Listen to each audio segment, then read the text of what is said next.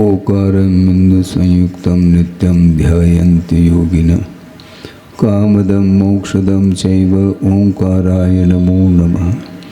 अविरल शब्दगणोग प्रक्षालित सकल भूतल कलंका मुनिवीर पार्षद तीर्था सरस्वती अर्तनो दुरितम् अज्ञानतिमिरान्धानां ज्ञानाञ्जनशलाकया चक्षुरुन्मीलितं येन तस्मै श्रीगुरुवे नमः। परम गुरुभ्यो नमः। परम्पराचार्य गुरुभ्यो नमः। सकलकलुषविध्वंसकं श्रेयसां परिवर्धकं धर्म संबंधकं भव्य जीव मन प्रतिबोधकारकमिदं शास्त्रं श्री रत्नकर्णक श्रावकाचार्य नामधेयम्। अस्य मूल ग्रंथकर्तार श्री सर्वज्ञ देवाः तदुत्तर ग्रंथकर्तार श्री गणधर देवाः प्रतिगणधर देवाः तेषां वचोनुसारमासाद्य श्रीमत् आचार्य प्रवर श्री समंत भद्र देवैर्विर्चितम्।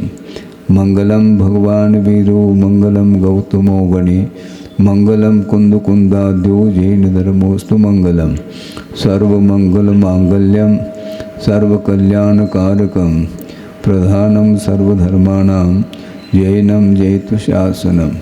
कोटिशतं द्वादशैव कोटो लक्षाणि शतैस्त्रिदिकानि चैव पंचाशदष्टोच सहस्रसंख्यमेतत्स्वतं पंचपदं नमामि।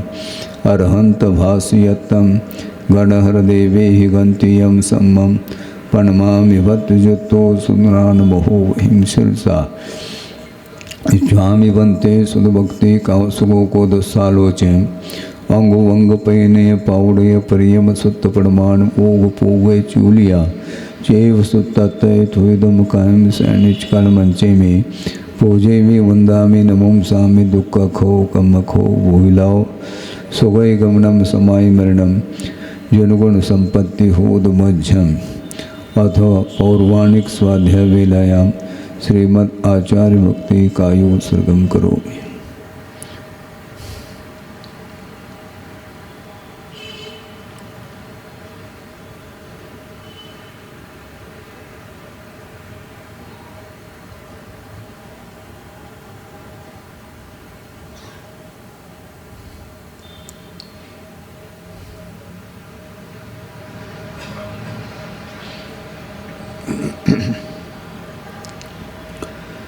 श्रुतजलधिपारगेभ्य स्वपरमत विभावना पटुमतिभ्य सुचरितपूर्णदेभ्यो नमो गुरुभ्यो गुणगुरुभ्य।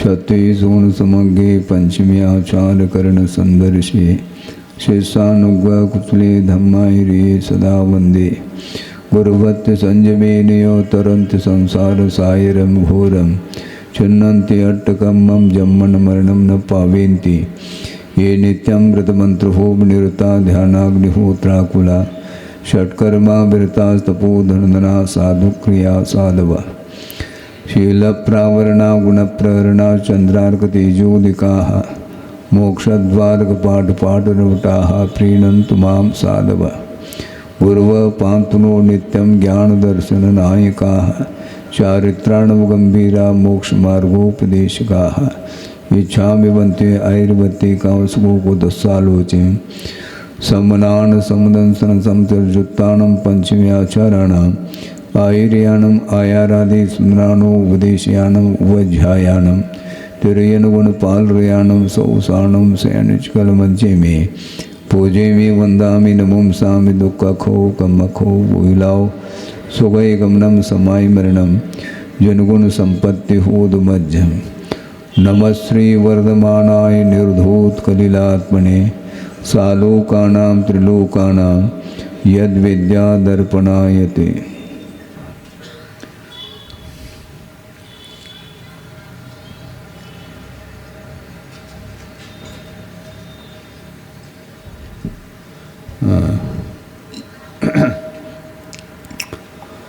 संप्रति निर्विचिकित्सा गुणम सम्यक दर्शनस्य प्ररूपयन आह।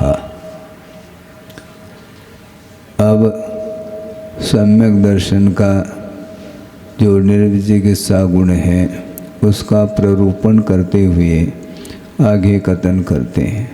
स्वभावतो शुचो काये रत्नत्रय पवित्रते निर्जुगुप्सा गुण प्रीतिर्मता निर्विचिकित्सिता चिकित्सता।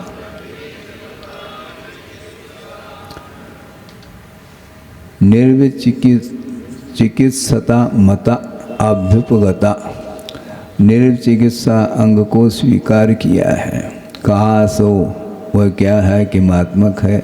निर्जुगुप्सा विचिकित्सा अभाव, ग्लानि का अभाव सो निर्विचिकित्सा है। ग्लानि वस्तुतः किसी दुर्गंध वस्तु को लेकर के भी ग्लानि होती है, ये तो सब प्रसिद्ध है। किंतु गुणों की प्रति भी ग्लानि होती है, उसका नाम ही जुगुप्सा है। हाँ, पूज्यपाद स्वामी को पढ़िएगा, जुगुप्सा की परिभाषा उन्होंने दी है कि आत्मदोष संवरणम परदोष आविष्करणम सा जुगुप्सा। अपने दोषों को तो वह आच्छादित करता है और दूसरे के दोषों को वह अभिव्यक्त या प्रकट करता है, उसका नाम जुगुप्सा है। वह ग्लानि मानी जाती है। दुर्गंधित वस्तु को देख करके ग्लानि ना करो, किंतु वह यदि मान लो उसका स्पर्श अधिक हो भी गया है तो शुद्ध जल से उसको धोया जा सकता है शुद्धिकरण की अपेक्षा से। किंतु दूसरे के गुणों के प्रति यदि घृणा का भाव रखता है, दूसरे के दोष नहीं होते हुए भी उसको वह प्रकट करने का भाव रखता है, तो ऐसी स्थिति में वह जुगुप्सा मानी जाती है। गुणों के प्रति प्रीति होनी चाहिए, क्योंकि गुणशु प्रमोदम कहा गया है। दोषों के प्रति,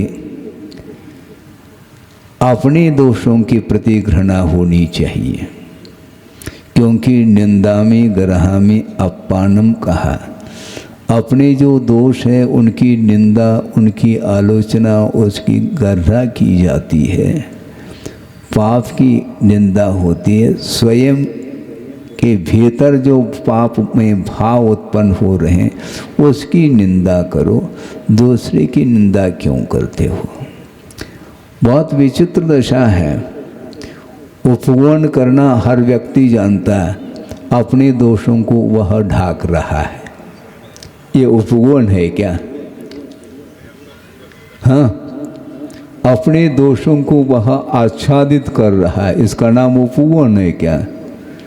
दूसरे के दोषों को आच्छादित करना अर्थात उसको प्रकट नहीं होने देना, यह उपगमन अंग माना जाता है। और दूसरे के अंदर दोष बिल्कुल नहीं है, उसको भी यदि मान लो वह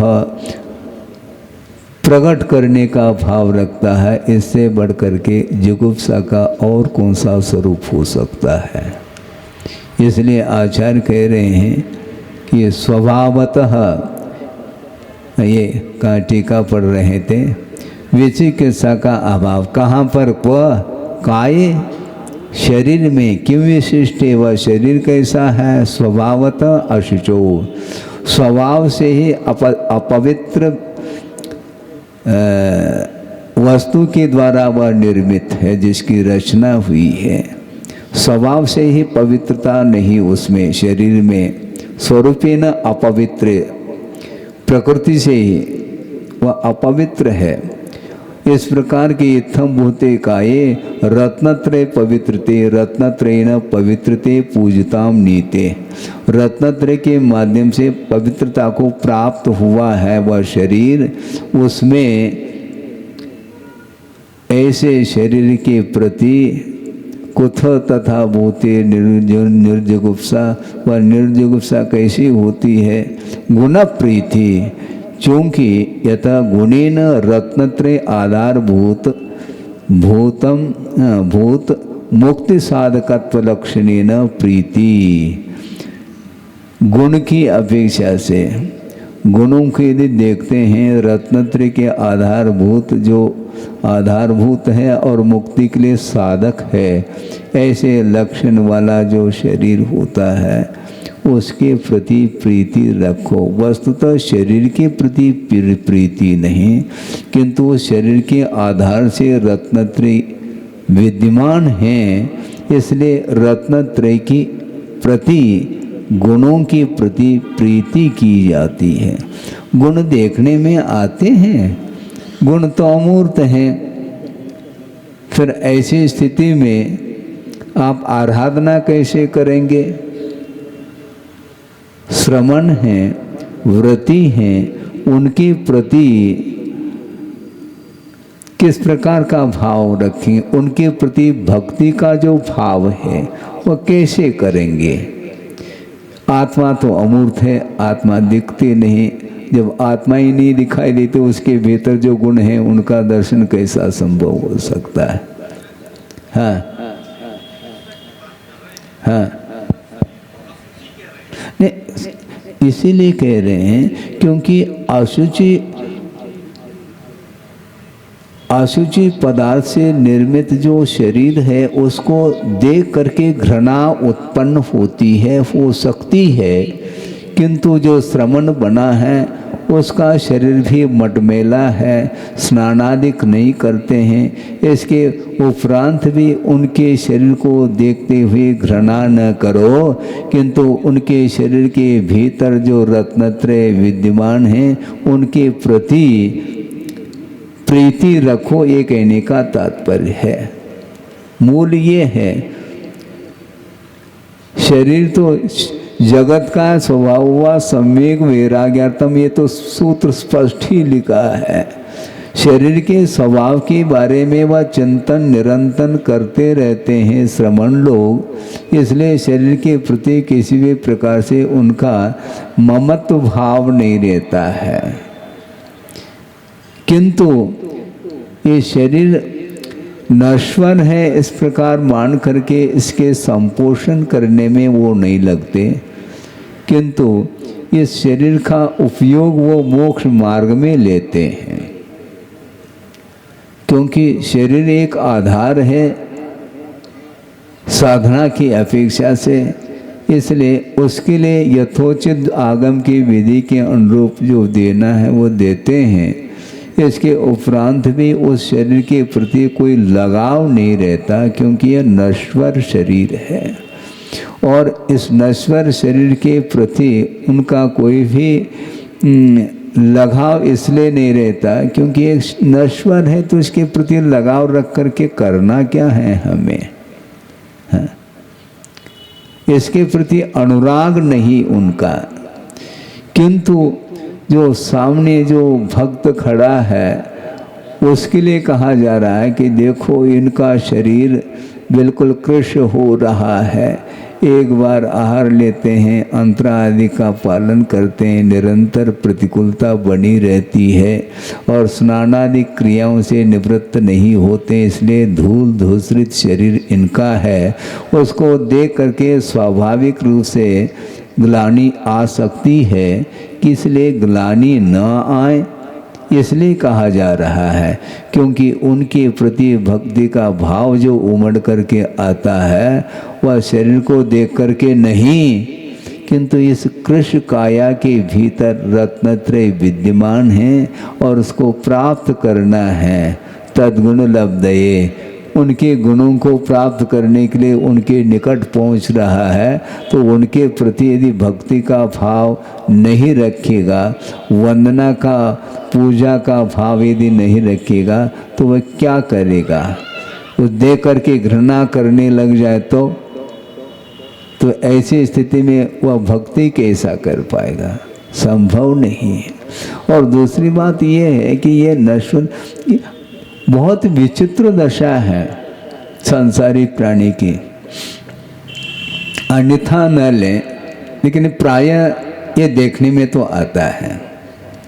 माँ है, अपने शिशु का पालन पोषण करती है, जब तक वह अपने पैर पर खड़ा नहीं हो सकता, यानी स्वयं अपनी बुद्धि के द्वारा अपनी शारीरिक क्रियाओं को करने की जब तक क्षमता उसके अंदर नहीं आती है, तब तक उसका पालन माँ कर रही है। तो ऐसी स्थिति में नहलाना धुलाना मल इत्यादि को साफ करना वो कर रही है ना, तो वह निर्जगुप्सा मानी जाए उसके लिए है? वह निर्जगुप्सा नहीं है। लेकिन नाक भी मरोड़ नहीं रही है, क्योंकि बालक मेरा है। हाँ, नौकर आ गया ना, इसी को तो बोलते हैं अप्रतिबुद्ध। कल तो बात आई थी ना, ये बालक मेरा है, उसके प्रति जो है एक राग है उसका, इसलिए वह अपवित्र पदार्थ की ओर उसकी दृष्टि नहीं जा रही है। वो बहुत अच्छे लगनशीलता के साथ उसका पालन पोषण वो कर रही है। क्या इसी प्रकार पड़ोस के बालक के प्रति संभव है? नहीं। दूसरी बात, एक डॉक्टर है, वह पैथोलॉजी जिसको बोलते हैं निरीक्षण कर रहा है, मल मूत्रादि का भी वह निरीक्षण करता है बारीकी के साथ। फिर ऐसी स्थिति में निर्जुगुप्सा उनके अंदर भी पलनी चाहिए। वह है क्या? नहीं, उसके पीछे बहुत एम अलग है, लक्ष्य अलग है। उस लक्ष्य के साथ उसकी पूर्ति के लिए कर रहा है वो। हाँ, अनपेक्षितार्थ वृत्ति का पुरुष सेवते नृपतिन, यह जो उक्ति है वह चरितार्थ होती है। वह डॉक्टर है तो दया उसके अंदर है क्या नहीं है वह स्वयं जाने, किंतु कॉमर्शियल यदि है तो वह निर्जुगुप्सा कैसे आ सकती, मुझे बताओ। भीतर से दया का भाव हो, अनुकंपा का भाव हो, करुणा का भाव हो, और बचाने की दृष्टि से, उसकी रक्षा की दृष्टि से वह यदि करता है तो वह इस प्रकार का धर्म उसके अंदर आ सकता है। यदि नहीं है तो प्रतिदिन इस प्रकार का कार्य करने वाला जो चिकित्सक होता है, वह यदि ग्लानि को वहीं पर जीत ले, फिर कहना ही क्या है, बहुत कठिन होता है। इसलिए गुणों के प्रति एक अनुराग होना, और गुण जिसके दृष्टि में गुण आ गए और उनके दृष्टि में वह शरीर की किसी भी प्रकार की स्थिति हो तो वह वैयावृत्ति सेवा अधिक करता है। हाँ, इसी प्रसंग में शायद ये कथा तो इसी में आने वाली है। हाँ, राजा की कथा वो पढ़ लो अच्छे से। तो वस्तुतः दूसरे के मल मूत्र आदि को देख करके घृणा आती है,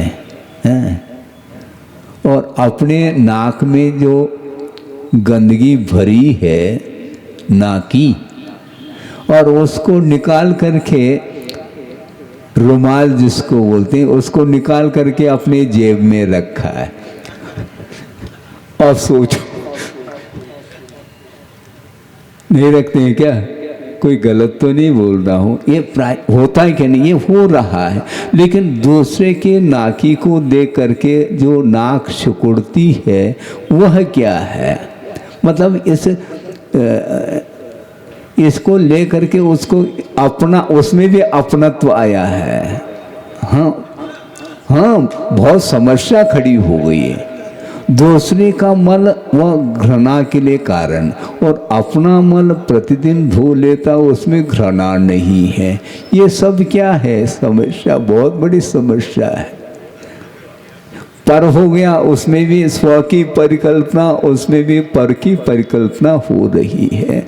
वह कहाँ तक वह द्रव्य दृष्टि रख पाएगा? सोचो, विचार करो, बहुत कठिन होता है। लेकिन रत्नत्रय का पालन करना खेल थोड़ी है। और श्रवण परस्पर में एक दूसरे के प्रति वैयावृत्ति करते हैं, और वैयावृत्ति के पात्र कितने होते हैं? सोचो, विचार करो। आचार्य, उपाध्याय तपस्वी शैक्ष ग्लान गण कुल संग साधु मनोज्ञानाम। ये 10 प्रकार के पात्र हैं, वैयावृत्ति के पात्र माने जाते हैं। आचार की भी वैयावृत्ति होती है। हाथ पैर दबाने का नाम ही वैयावृत्ति नहीं, वो भी आवश्यक हो तो कर सकते हैं, उसका निषेध नहीं, किंतु उस आचार परवेष्टि के लिए अनुकूल वातावरण को निर्मित रखना, निर्मित बनाए रखना, शांत वातावरण को, यह भी आचार की वैयावृत्ति मानी जाती है। शोरगुल करो चारों ओर, वो न चिंतन कर पा रहे, न अध्ययन कर पा रहे, न किसी को पढ़ा पा रहे हैं, तो ऐसे स्थिति में उनकी वैयावृत्ति के लिए आप लोगों का योगदान होना तो चाहिए। लेकिन महाराज हम दूर से आए हैं, हम भी बहुत दूर से आए हैं, ध्यान रखो, क्योंकि संसार में भटकते हुए कहाँ से आ रहे हैं, कितने दूर से आ रहे हैं, कौन जानता है। उसके लिए सभी दूर से ही आए, पास से कोई नहीं आया। भावना तो उसकी रहती है कि हम निरंतर उनका दर्शन कर सकें आदि आदि, लेकिन इसको भी ख्याल में रखना चाहिए, ये वैयावृत्ति मानी जाती है। यहाँ तक कि आचार्य महाराज भी वैयावृत्ति करते हैं। किसकी करते हैं, प्रसंग है इसलिए कहना चाहता हूँ। मनोज्ञ की परिभाषा दी है, क्योंकि 10 प्रकार के पात्र में मनोज्ञ का भी नंबर आता है। मनोज्ञ किसको बोलते हैं, ग्लान अलग है, शैक्ष अलग है, तपस्वी अलग है, और मनोज्ञ भी अलग होता है। आचार्य उपाध्याय ये तो है ही। मनोज्ञ किसको बोलते हैं, 2 प्रकार की परिभाषा मनोज्ञ की मिलती है। एक तो लोक सम्मतः मनोज्ञ कहा, अल्प काल में भी नव दीक्षित भी हो सकता है, किंतु अल्प काल में वह इतना उसका ज्ञान वृद्धि को प्राप्त हो गया और चरित्र में निखार आ चुका है और वह लोकप्रिय बन चुका है, उसको मनोज्ञ बोलते हैं। ये एक मनोज्ञ की परिभाषा। और दूसरी परिभाषा इससे भी और अद्भुत वह यह है, दीक्षा अभिमुखः मनोज्ञ कहा। जो दीक्षा के अभिमुख है, वे दीक्षित हुआ नहीं, उसकी वैयावृत्ति आचार करते हैं। पहली बार पढ़ो तो दीक्षा अभिमुख, दीक्षा के अभिमुख है, तो अब उसकी क्या वैयावृत्ति। सुनो, दीक्षा के अभिमुख है, दीक्षित होना चाहता है, वैराग्य उसके अंदर है, शरीर के प्रति, भोगों के प्रति और आदि आदि के संसार के प्रति उसका भाव, उससे ऊपर उठना चाहता है वो, किंतु कुछ व्यवधान उपस्थित हो रहा है कर्म के उदय में मान लो, तो उसको भी दूर करने का प्रयास वो करते हैं। हाँ, समस्या आ सकती है उसको, तो उस समस्या की पूर्ति किसी भी व्यक्ति विशेष को लेकर के संकेत आदि के माध्यम से उसके लिए सहयोग देना चाहिए। ऐसा कह करके उसकी वैयावृत्ति आदि करते हैं, ताकि वह जो कुछ भी संकट समस्या आई है वह जल्दी से दूर हो जाए, ताकि वह आगे बढ़ सके। इस भावना को लेकर के उसके प्रति भी गुणानुराग वो रखते हैं, धर्मानुराग जिसको बोलते हैं। तो इस प्रकार गुणों के प्रति प्रीति होनी चाहिए, गुण प्रीति। क्यों, मनुष्य शरीरम एव इदम मोक्ष साधकम न अन्यत देवादि शरीरम इति अनुरागः। ये मनुष्य संबंधी, जो मनुष्य गति संबंधी जो शरीर है या मनुष्य का शरीर ही मोक्ष के लिए साधक है। देवादि गतियों में जो शरीर है वह कभी भी मोक्ष के लिए साधक नहीं हो सकता। भले ही चारों गति में यथा योग्य सम्यक दर्शन की उत्पत्ति हो सकती है, किंतु देव गति नर गति में तो सम्यक दर्शन के अलावा अनवरत अंगीकार करने के लिए वहाँ पर वह वातावरण नहीं है। और अपवाद के रूप में तिर्यंच गति में भी देह संयम को ग्रहण करने का वहाँ पर भी एक अवसर प्राप्त होता है। और मुख्य रूप से मनुष्य का शरीर है जो कि दिगंबरत्व अंगीकार करके रत्नत्र की आराधना करने के लिए वह सहयोग प्रदान करने वाला मनुष्य का शरीर माना जाता है। इसलिए गुणों की प्रति प्रीति होना यह निर्जगुप्सा अंग के रूप में लिया है। गुणों के प्रति अनुराग होना चाहिए। और गुणों के प्रति यदि द्वेष भाव आ गया तो फिर वो क्या है? वो ईर्ष्या है। दूसरे के विकास को लेकर के कभी ईर्ष्या नहीं करनी चाहिए, बल्कि उसके प्रति आदर भाव व्यक्त रहेगा आपका, तो उस परिणाम के माध्यम से ही गुणों में वृद्धि विकास हो सकता है। हम गुणों का विकास कैसे करें महाराज? जिनके पास गुण ही गुण हैं उनके पास तो बैठो, उनका विनय अनुनय करो, उनकी प्रशंसा तो करो। अपनी प्रशंसा के लिए तो खड़ा हो जाता है और दूसरे की प्रशंसा के लिए वह नकारता है, उसके अंदर गुण कैसे आएंगे? ज्ञान का विनय और ज्ञानी का भी विनय दोनों होना चाहिए है? हम मार्ग का विनय करते हैं, मार्गी का नहीं। क्या मतलब हुआ?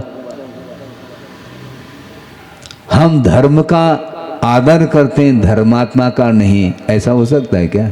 न धर्मो धार्मिकेर बिना कहा है, धर्मात्मा के बिना धर्म कहाँ रह सकता है। इसलिए कोई भी गुणी आ जाए तो उनके प्रति विनय अनुनय बहुमान सम्मान उनकी प्रशंसा आदि का भाव आना चाहिए। इसके माध्यम से स्वयं के अंदर भी गुण प्रकट हो सकते हैं, क्योंकि विनय को मोक्ष का द्वार कहा है। विनय के माध्यम से गुण प्रकट होते हैं। अपने आप मानो हम दूसरे को विनय करेंगे तो हम छोटे हो जाएंगे, हाँ, क्योंकि वो बड़ा है ना। भारी समस्या है। और अपने से कोई छोटा हो उसके साथ भी वह स्नेह रख रहा है, ये विडंबना है। जो अपने से बड़े हैं, गुणी हैं, साधना आदि की अपेक्षा से, रत्नत्रय व्रत इत्यादि की अपेक्षा से उनके प्रति विनय अनुनय करने का भाव वह नहीं रखता। और अपने से छोटे भी क्यों न हो, उसके अंदर गुण है ही नहीं, ना के बराबर भी नहीं है, और उसको गोद में लेकर के बैठा है। ये सब क्या है? ये है क्या इसमें? क्योंकि बस हमारा किसी प्रकार से निर्वाह होना चाहिए,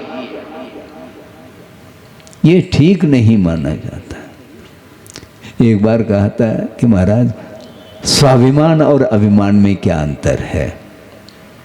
अभिमान तो अहंकार माना जाता है, वो गर्व माना जाता है, वो मद माना जाता है, वो ठीक नहीं।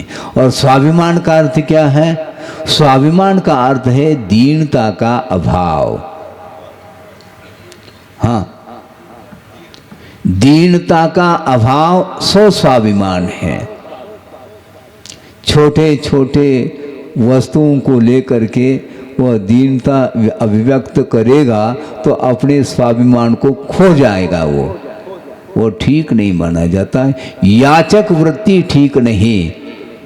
याचना पर से विजय प्राप्त करो।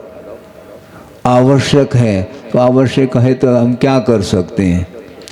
भाग्य में होगा तो मिलेगा, हम हाथ फैलाएंगे नहीं, ये ध्यान रखो।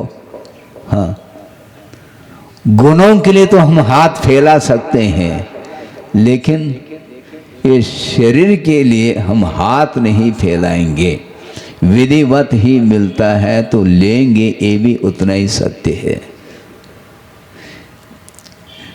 श्रमण लोग आपके आंगन में आते हैं तो काय के लिए आ रहे हैं? मांगने के लिए है? नहीं, मांगने के लिए नहीं, किंतु शरीर के लिए जो आवश्यक है वह विधि के अनुरूप यदि वह वस्तु मिल जाती है आहार, तो उसको वो ग्रहण कर लेते हैं, फिर भी उसके प्रति चाव के साथ नहीं लेते। इसको बोलते हैं स्वाभिमान।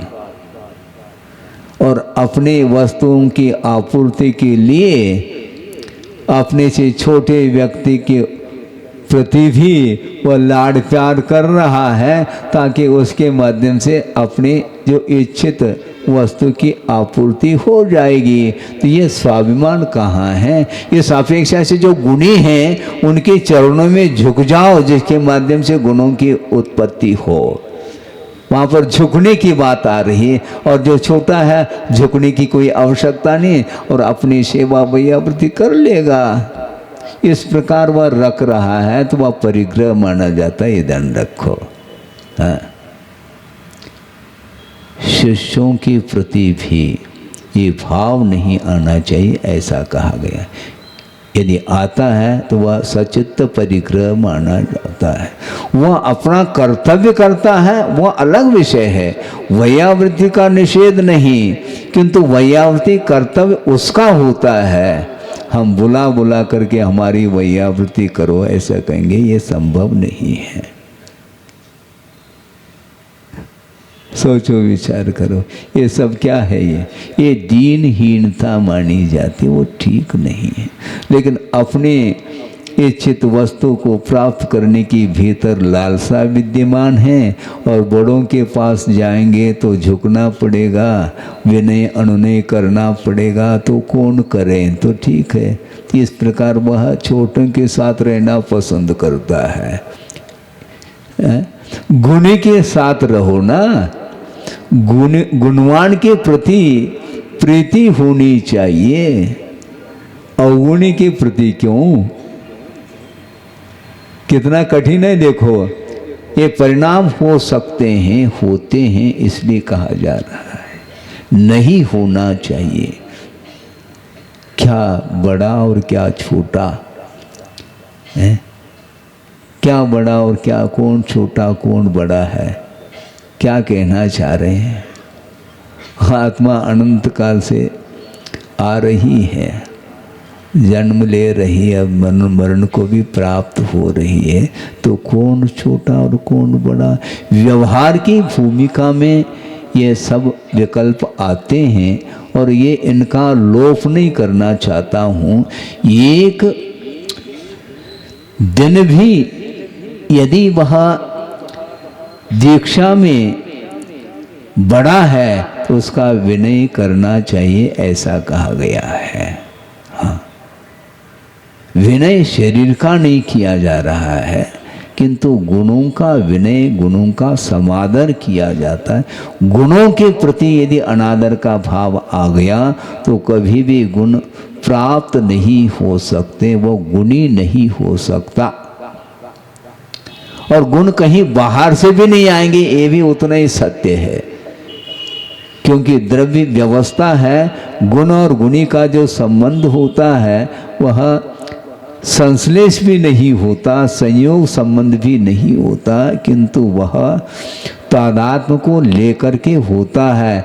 अर्थ ये है कि आपके अंदर वह सारे सारे गुण विद्यमान है, शक्ति के रूप में वह व्यक्त नहीं है। उनकी अभिव्यक्ति के लिए ही जिन्होंने व्यक्त कर लिया है गुणों को, उनके शरण में जाकर के उनकी आराधना करते हैं तो गुणों की अभिव्यक्ति हो सकती है। वह गुण देते नहीं हैं, देते ने उनके आराधना के माध्यम से ही अवगुण सारे सारे समाप्त हो जाते हैं। दोषों का प्रक्षालन प्रभु और गुरु के चरणों में ही संभव है।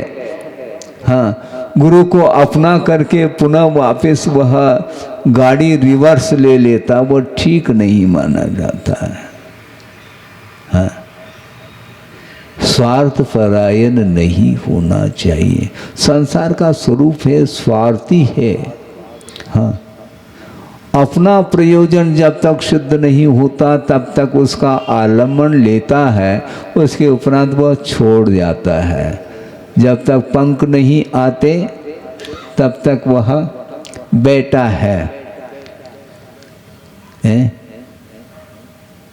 चोंच खोल करके कोई न कोई क्या है, अपनी माँ वो चुग करके आ जाती है और उसके चोंच में डालती है। क्यों? क्योंकि उड़ करके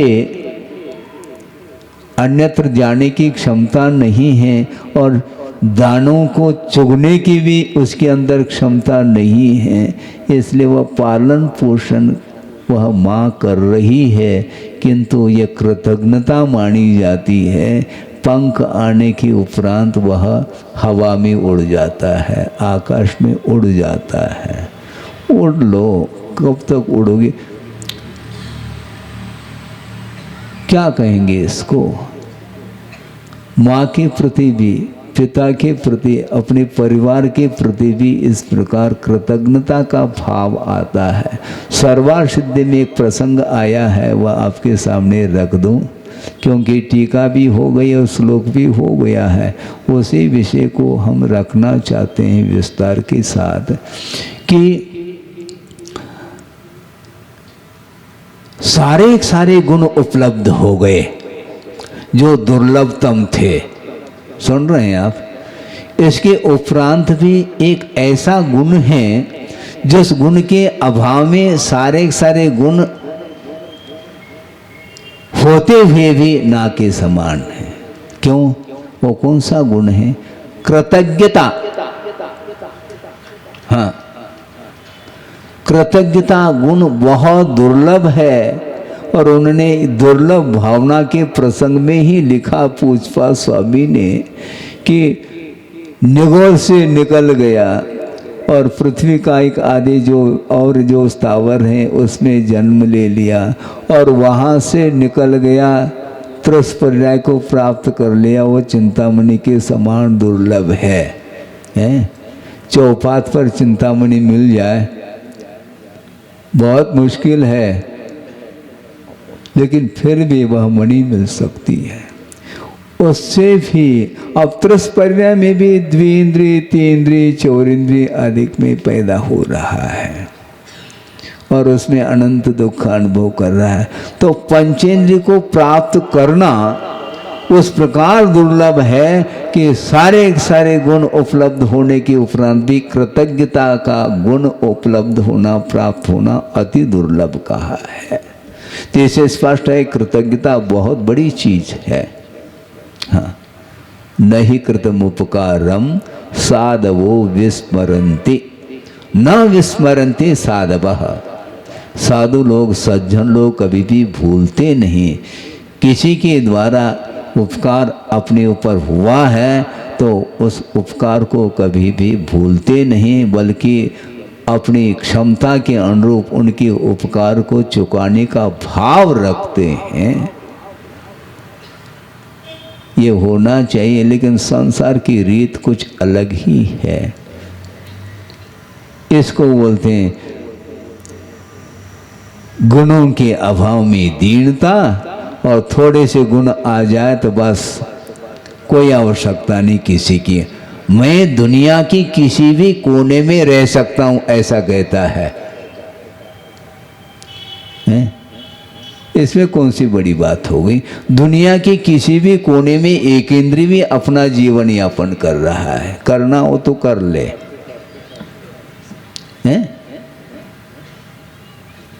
जब तक अपने अंदर वो जो हम चाहते हैं वो चीज जब तक प्राप्त नहीं होती तब तक तो हम दूसरे का सहारा लेते हैं, किंतु बाद में कोई सहारा नहीं।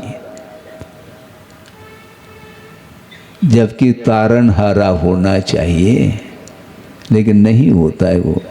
हम काय को सहारा लें? तुम्हें लेना पड़ेगा।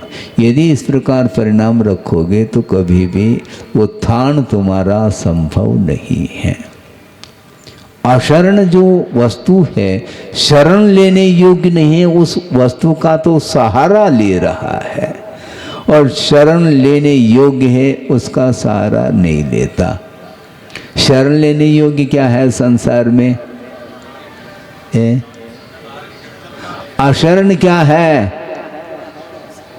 संसार ही अशरण है, ऐसा कहा। ये स्वयं समंतभद्र महाराज इसी रत्नकरंडक श्रावकाचार्य में कहने जा रहे हैं। आगे बहुत आगे वह श्लोक आने वाला है। अशरणम शुभम नित्यम दुख मनात्मान आवसामि भवम मोक्ष तद विपरीतात्मेति ध्यायन्तु सामयिके। महाराज सामयिक में क्या करें? ये करो। भवम आवसामी में संसार में रह रहा हूँ, वह कैसा है? अशरण रूप है, शरण लेने योग्य नहीं, अशुभ है, दुख रूप है, अनित्य है, अनात्मभूत है, इस प्रकार कहा। ऐसे संसार में मैं रह रहा हूँ। मोक्ष तद विपरीत आत्मा, यानी ठीक संसार से विपरीत स्वरूप वाला मोक्ष है। आत्मा का अर्थ वहाँ पर आत्मा नहीं, तद विपरीत आत्मा का अर्थ संसार से विपरीत स्वभाव वाला वो मोक्ष तत्व है। वह शरणभूत है, शुभ है, नित्य है, आत्मभूत है। ये सब समझ लेना चाहिए। लेकिन सामायिक में भी वही चित्र आता है तो वो सामायिक थोड़ी माना जाता है। हमारा सामायिक में मन नहीं लगता, फिर काय में लगता है, काय में लगता है। जिसमें रुचि है उसमें मन लगता है। हाँ, पूजन में, अर्चन में, इत्यादिक में, देव दर्शन में, जाप आदिक में उसका धार्मिक अनुष्ठान में उपयोग नहीं लगता। और स्वाध्याय में अन्यथा न लें। लेकिन आचार्य ये कह रहे हैं कि जो आगम में लिखा है वह आचरण का भी तो विषय आया है आगम में, तो उस आचरण के प्रति जो उत्साह क्यों नहीं है और ज्ञान के प्रति इतना उत्साह क्यों है? महाराज वो भी तो गुण है। ज्ञान के माध्यम से तो हम हेय उपादेय का परिज्ञान कर सकते हैं। हाँ ठीक है, हम मान रहे हैं हेय और उपादेय का ज्ञान तो हुआ जिनवाणी के माध्यम से, किंतु उपाधि को प्राप्त करने के लिए साधन क्या है? मात्र ज्ञान ही है क्या? मात्र यदि ज्ञान के माध्यम से मुक्ति मिलती है, फिर ये मोक्ष मार्ग मात्र ज्ञानात्मक होना चाहिए था। त्रयात्मक क्यों कहा? फिर इसका कौन उत्तर देने वाला है? मोक्ष मार्गात्मक है, मतलब ये रत्नत्रय मोक्ष का मार्ग जो है वो मात्र सम्यक दर्शन आत्मक भी नहीं, मात्र ज्ञानात्मक भी नहीं, और मात्र चारित्रात्मक भी नहीं है, त्रयात्मक है। हाँ, ये बात अलग है जब वह रत्नत्रय अभेद के रूप में ढल जा, तब की बात अलग है। अभी भेद तो आ जा, पहले अभेद की बात करना चाहो। जिसको शुद्धोपयोग की संज्ञा अथवा शुक्ल ध्यान की संज्ञा दी जा रही है, वो शुक्ल ध्यान बाद में होगा। अभी तो धर्म ध्यान दीपक ले हाथ में, शुक्ल ध्यान दीपक नहीं मिलेगा अभी, है? अभी धर्म ध्यान दीपक में खोल करके पढ़ो, हैं? 10 भक्ति पढ़ लो पहला, फिर बाद में भगवान बनना। अभी तो भक्त ही बनो।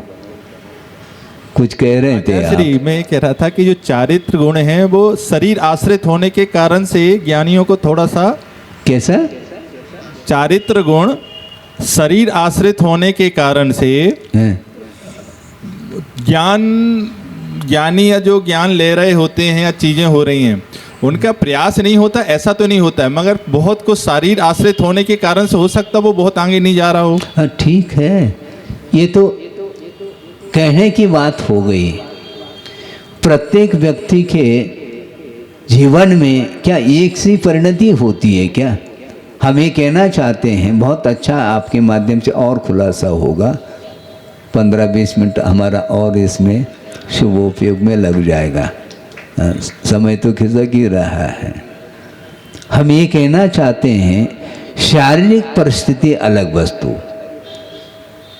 उसमें इसलिए आचार्यों ने कहा यथाशक्ति कहा, शक्तितः त्याग तपसी कहा है। शक्ति के अनुरूप करो ना।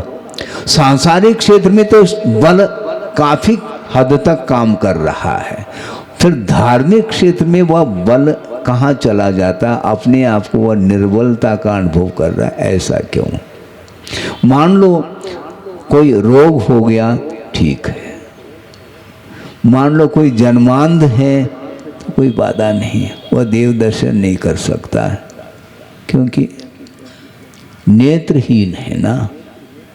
लेकिन नेत्रहीन होते हुए भी यदि वह गूंगा नहीं है तो प्रभु की स्तुति तो कर सकता है, और प्रभु की स्तुति के माध्यम से भी उसको सम्यक की उत्पत्ति हो सकती है, कोई दो मत नहीं है। क्योंकि भगवान की स्तुति जो कर रहा है उसके हृदय में भगवान विराजमान है, बिंब दिखाई नहीं पड़ रहा, ये अलग विषय है। इसको बोलते हैं एक्सेप्शन। ये अपवाद है, मजबूरी है, उसके सामने समस्या है। और दूसरी बात यह नेत्रहीन भी है, और मान लो वह गूंगा भी है, संभव है बहरा भी हो सकता है, लेकिन उसका यदि मन जागृत है, वह मन के माध्यम से भी यथा योग्य वह आराधना कर सकता है धर्म की। ऐसी कोई समस्या हो तो बात अलग है। सब कुछ संपदा, इंद्रिय संपदा मिली हुई है। सारे दुर्लभतम वस्तुओं को जिसने उपलब्ध कर लिया है, इसके उपरांत भी वह प्रमादी बन करके बैठा है, तो उसके लिए वह सारी दुर्लभताएं समाप्त हो जाएंगी। एक श्लोक समझ में आ रहा है, स्मरण में आ रहा है कि निरोध से निकलते निकलते निकलते जितने भी पर्याय जो दुर्लभता की कोटि में हैं, उनको उपलब्ध करता करता करता यहाँ तक कि वह सम्यक दर्शन को भी प्राप्त कर लिया, और ज्ञान तो है ही, और चारित्र को भी प्राप्त कर लिया। इसके उपरांत भी चारित्र के क्षेत्र में प्रमादी बना हुआ है। इत्यादि दुर्लभ रूपाम बोधिम लब्ध्वा यदि प्रमादी स्यात् संस्कृत भीमारण्ये भ्रमति वराको नर सुजुरम कह रहे हैं। चिरकाल तक वह संसार में परिभ्रमण करेगा, क्योंकि इस प्रकार के दुर्लभतम वस्तु को प्राप्त करने के उपरांत भी वह प्रमादी बन बैठा है। प्रमाद का अर्थ क्या मालूम है? कुशलेषु अनादर है। जो कुशलकार है, धार्मिक कार्य है, उसमें वह अनादर का भाव रखता है, तो उसका भी उसको धर्म मिलेगा ही नहीं। धर्म के प्रति उत्साह होना चाहिए, आदर भाव जागृत होना चाहिए। भले आप ज़्यादा पालन कर सको या न कर सको, ये अलग विषय है, किंतु धर्म का जो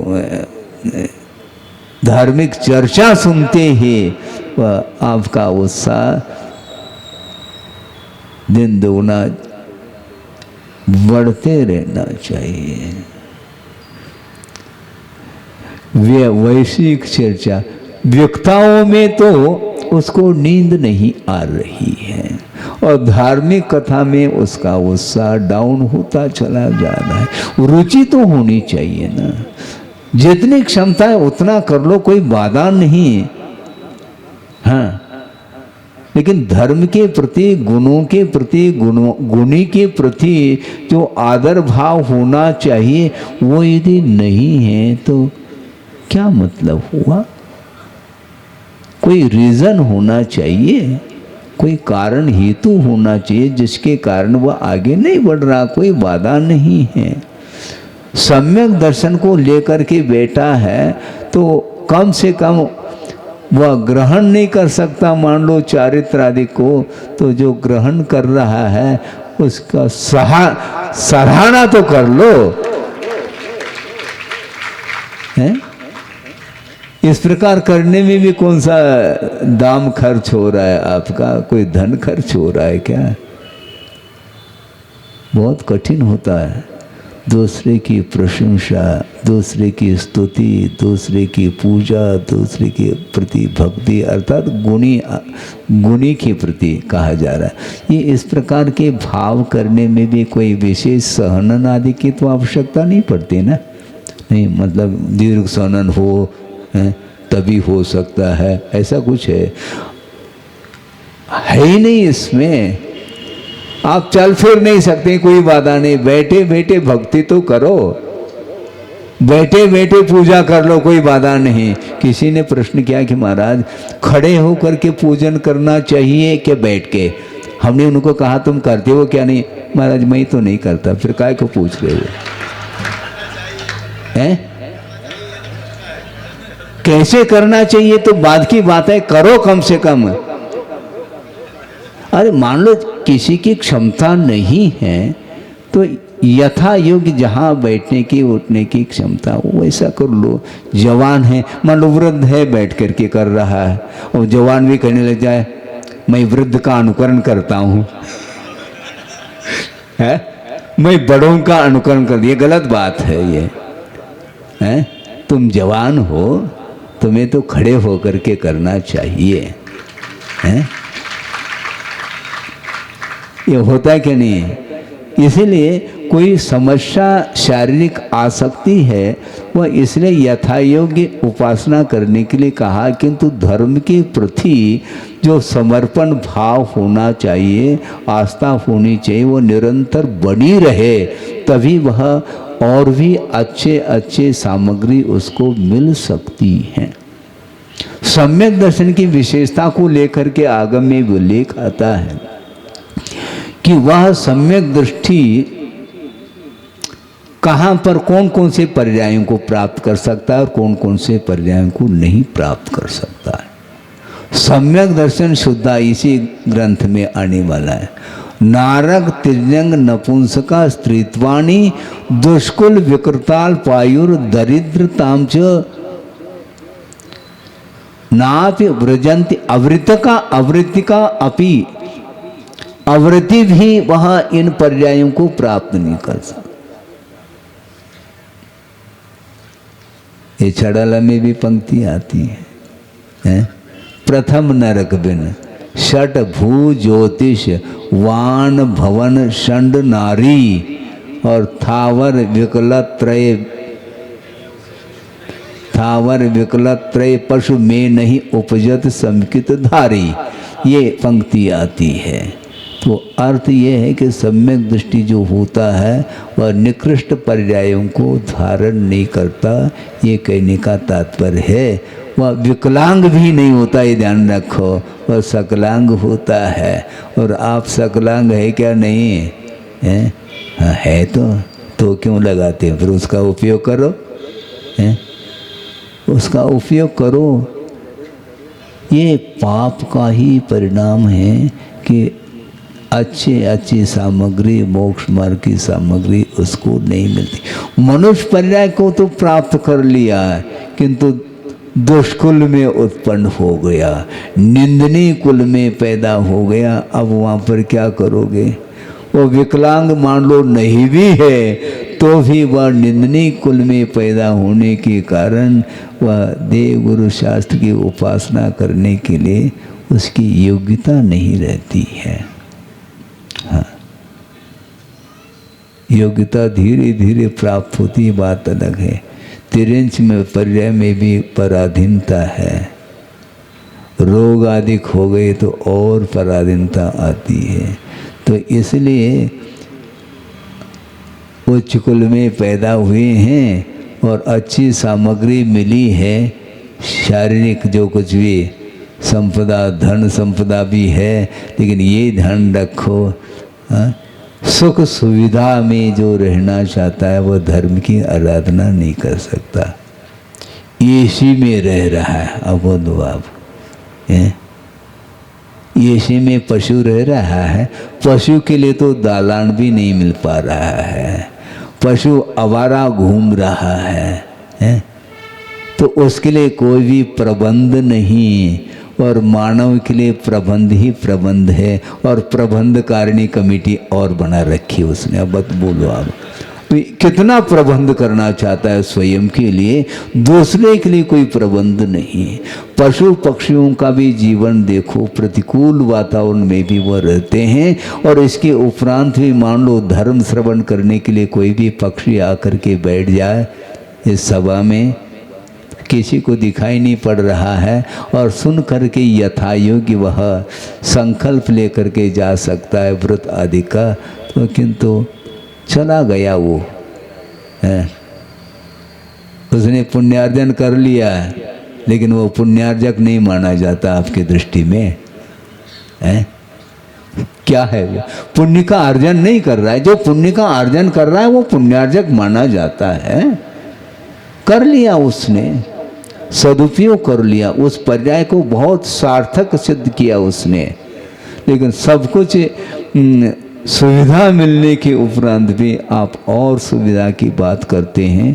इसलिए आचार्य कहते हैं मनुष्य गति के अलावा अन्य कोई भी पर्याय नहीं है जिसमें रत्नत्रय की उपासना करने के लिए वह साधन बन सके।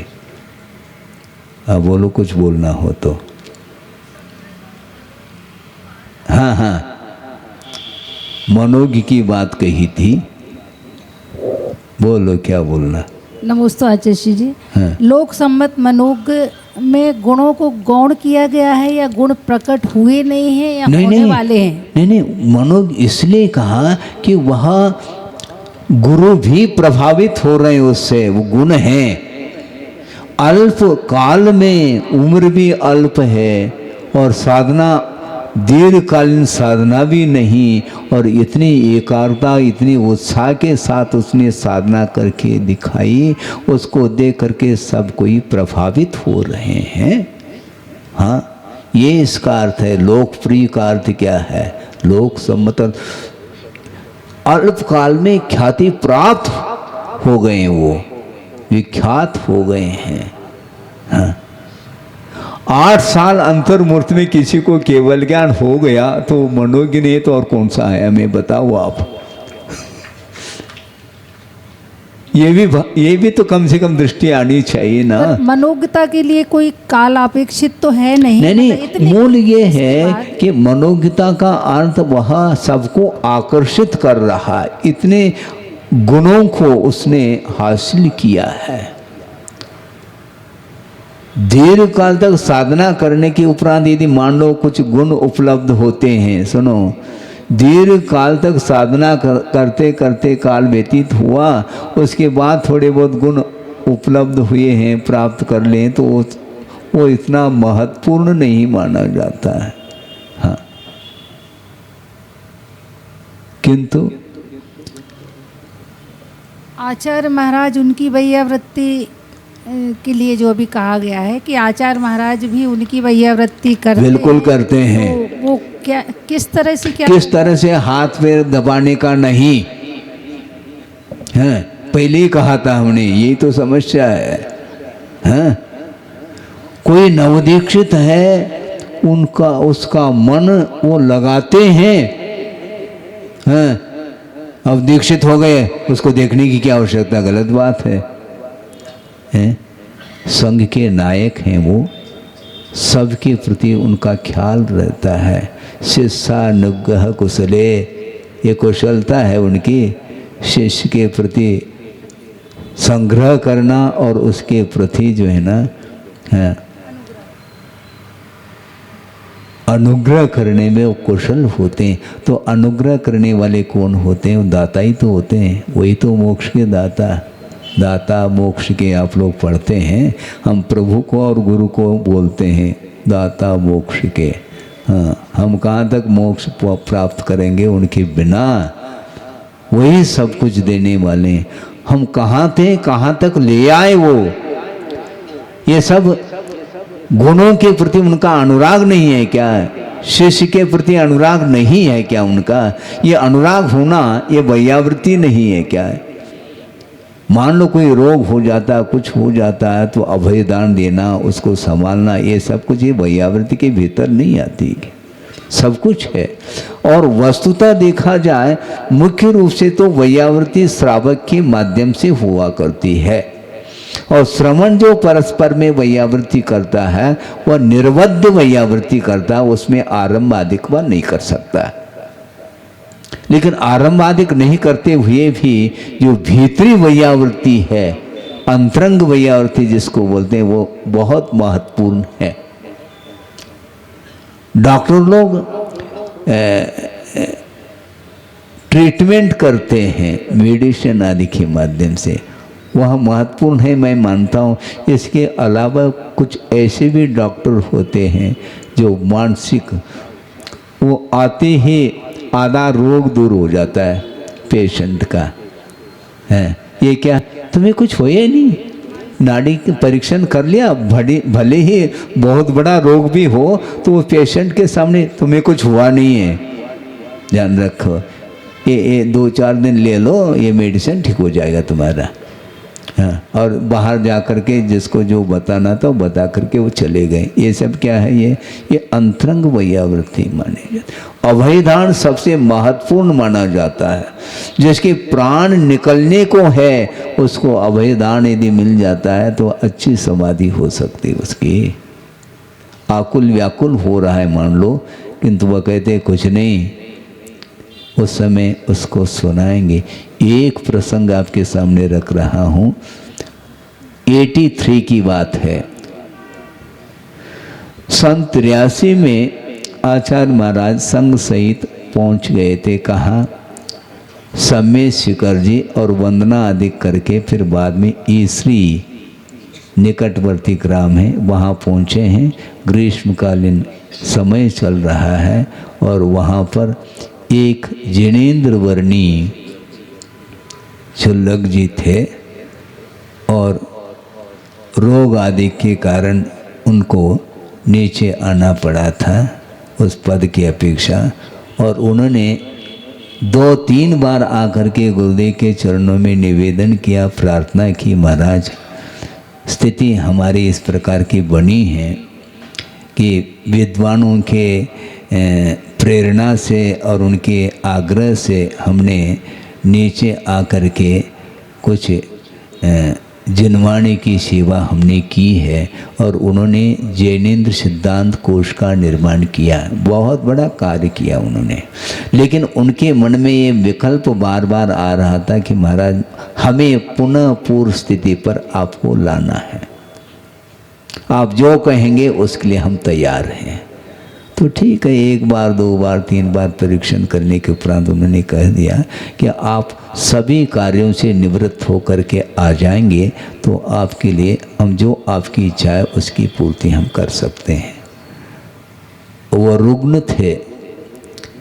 इसके उपरांत आचार्य महाराज ने कहा उनको, अभी तुम रहना है सागर में रहो, फिर हम संकेत करते हैं। और आचार्य महाराज इसलिए पहुँच गए और उनको संकेत दे दिया कि तुम आ सकते हैं। वहाँ पर आ गए और उनको पुनः क्षुल्लक दीक्षा दे दी और सिद्धांत सागर नाम रखा, और उनकी संलेखना बहुत शानदार तरीके से संलेखना हो गई।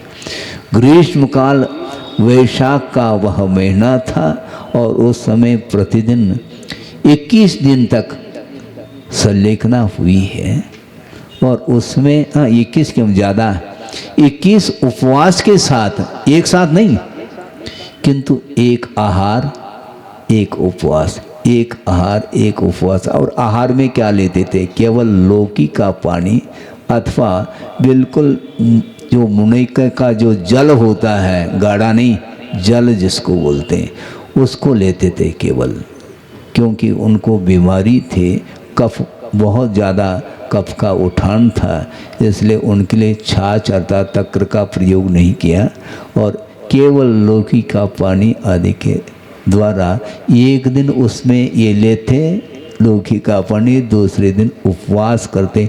इस प्रकार वो 21 उपवास के साथ उनकी समाधि बहुत अनूठी समाधि हुई। ये सब क्या है? ये वैयावृत्ति नहीं, क्योंकि समस्या वैयावृत्ति के, प्रसंग वैयावृत्ति का था, ये सब वैयावृत्ति है। बहुत, और बल्कि जहाँ पर उनको रखा था जिस रूम में, वो स्वयं आचार्य महाराज वहाँ पर पहुँच जाते और समय सार के आध्यात्म पद को सुनाते हुए और अच्छे ढंग से उनका उपयोग उन्होंने लगाया है और उनके मुख पर मुस्कान आ जाता था। वर्णी जी बहुत, कोई विकल्प तो नहीं महाराज, अब कौन सा विकल्प रहेगा हमारे लिए, आप मिल गए, इसी की प्रतीक्षा में था। तो इसको बोलते हैं वैयावृत्ति, धर्मानुराग, गुणशुभ प्रमोद, ये सब कुछ, क्योंकि विद्वान थे वो। हाँ, जैनेन्द्र सिद्धांत कोश का निर्माण, उसमें लगभग 200-250 ग्रंथों का रेफरेंस लगभग मिल जाता है। बहुत बारीकी के साथ अध्ययन करके उस कोश का निर्माण किया है। आज विद्वानों के लिए भी बहुत बड़ा एक उपलब्धि जिसको बोलते हैं उनको हुई है। इस प्रकार साधक होते हैं, उन साधकों के प्रति उनका जो भाव रहता है, सबके कल्याण का भाव रखना, ये बहुत बड़ी वैयावृत्ति मानी जाती है। समस्याएं जीवन में आती हैं कर्म के उदय में, किंतु उसमें समय देखते हुए यदि थोड़े बहुत कोई गुंजाइश है तो उसके लिए वह सहयोग दे करके उसके लिए धर्म पर लगाने का पुरुषार्थ करते हैं। इस प्रकार वैयावृत्ति जो होती है वो बिना वात्सल्य के संभव नहीं। गुण प्रीति निर्जुगुप्सा, ऐसा का गुणों के प्रति कभी भी ग्लानि नहीं होनी चाहिए, क्योंकि शरीर है, सप्त धातु में शरीर है, दुर्गंधित है, तो ऐसी स्थिति में उसको छोड़ देंगे क्या? उसके प्रति उपेक्षा का भाव रखेंगे क्या? नहीं, उसके अंदर रत्नत्रय है। और क्योंकि सबके जीवन में वह स्थिति, वह अवसर, वह घड़ी आने वाली है, उस समय आप क्या करोगे? हम सब कुछ कर लेंगे, कुछ नहीं करना, वहाँ पर भोजन थोड़ी करना है।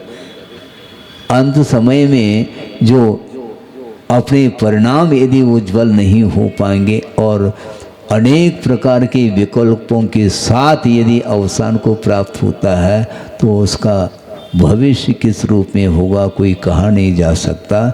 इस प्रकार ये स्वभाव से ही अपवित्र जो शरीर है, इसके बावजूद भी रत्नत्रय के माध्यम से वह पवित्रता को प्राप्त हो जाता है। उस पोजीशन में उनके गुणों के प्रति जो प्रीति है वही निर्विचिकित्सा अर्थ निर्जुगुप्सा मानी जाती है। ये इसका श्लोक का तात्पर्य अर्थ है। ऐसा है आचार्य भगवान। है परिणामों को निर्मल बनाए रखने के लिए क्या प्रयास करते रहे निरंतर? हाँ। परिणाम विशुद्ध रहे। हाँ, विशुद्ध रहे। हम ये पूछना चाहते, बहुत अच्छा है, अभी आपके परिणाम विशुद्ध है क्या अशुद्ध है?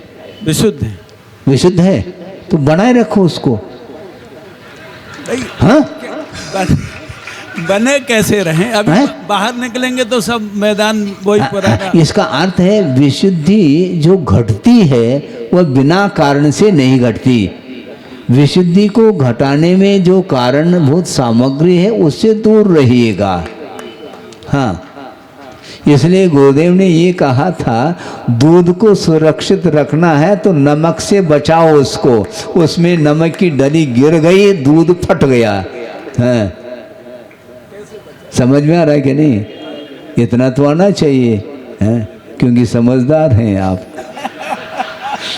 क्योंकि विशुद्धि आपके अंदर है, ना समझ थोड़ी है। इसमें वृद्धि हो न, वृद्धि जो घटने के लिए जो कारण है उसके अभाव में वृद्धि होगी।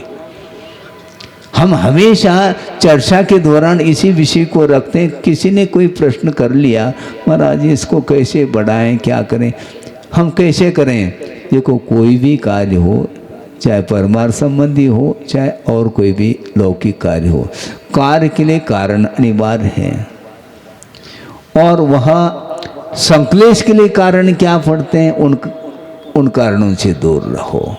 और विशुद्धि के लिए जो कारण है उनको अपनाओ, क्योंकि बाधक कारण की अनुपस्थिति, साधक कारण की उपस्थिति तो कार्य की निष्पत्ति।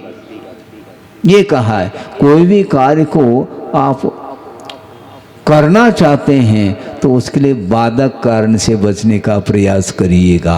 विशुद्धि के लिए जितने भी बाधक कारण हैं उनसे दूर रहो।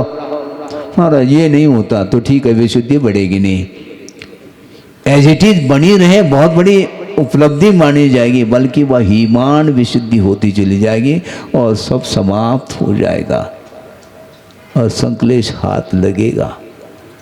ये बहुत कठिन, छोटे छोटे प्रश्न लगते हैं लेकिन बहुत गूढ़ अर्थ है उसमें छुपा हुआ है। विशुद्धि बढ़ाने के लिए आचार्य महाराज ने बहुत अच्छी बात कही थी, 2 मिनट में आपके सामने रखूं। और ये कुंडलपुर की बात है। आर्यिका संघ भी वहाँ पर उपस्थित था और पूरा संघ ही था और ज्ञान साधना केंद्र में गुरुदेव बैठे हैं और आर्यिकाओं के लिए और कुछ बहनें भी बैठी हैं, उनके लिए कुछ बिंदु दे रहे थे। उस बीच में मैं तो बैठ नहीं सका किंतु बगल में बैठा था, कम से कम चर्चा तो सुन ले। तो किसी ने एक जिज्ञासा रखी कि महाराज विशुद्धि कैसे बढ़ाएं, जैसे आपने रखी है। उन्होंने बहुत सटीक उत्तर दिया। वो ये है जो जितना मर्यादित होगा उसकी उतनी विशुद्धि बढ़ेगी।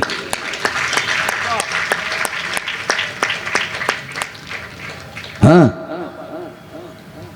मर्यादित रहने से ही विशुद्धि में वृद्धि होती है, बढ़ोतरी होती है। जो जितना अमर्यादित होगा उसकी विशुद्धि नहीं अशुद्धि हाथ लगेगी, ये ध्यान रखो। और विषयों के कारण ही मर्यादा का उल्लंघन करता चला जा रहा है पूरा संसार, और उसके लिए उसके जीवन में विशुद्धि कहाँ से आएगी? सोचो, विचार करो। अशुद्धि के ही साधन बटोरता चला जा रहा है और उसके माध्यम से कहाँ से विशुद्धि बढ़ेगी? हमें बताओ। जो जितना मर्यादित होगा, जो जितना गंभीर होगा, जो जितना अपने मन को संयत रखेगा, उसके अंदर ही वह विशुद्धि पलती रहेगी। बाकी ओम शांति है। इसलिए इतना ही पर्याप्त है। बोधि समाधि परिणाम शुद्धि स्वात्म उपलब्धि शिव शोक सिद्धि चिंतामणिम चिंतित वस्तुदाने त्वामंद मानस्य ममास्तु। परम पूजाचार्य गुरुवर श्री विद्यासागर जी मुनि महाराज।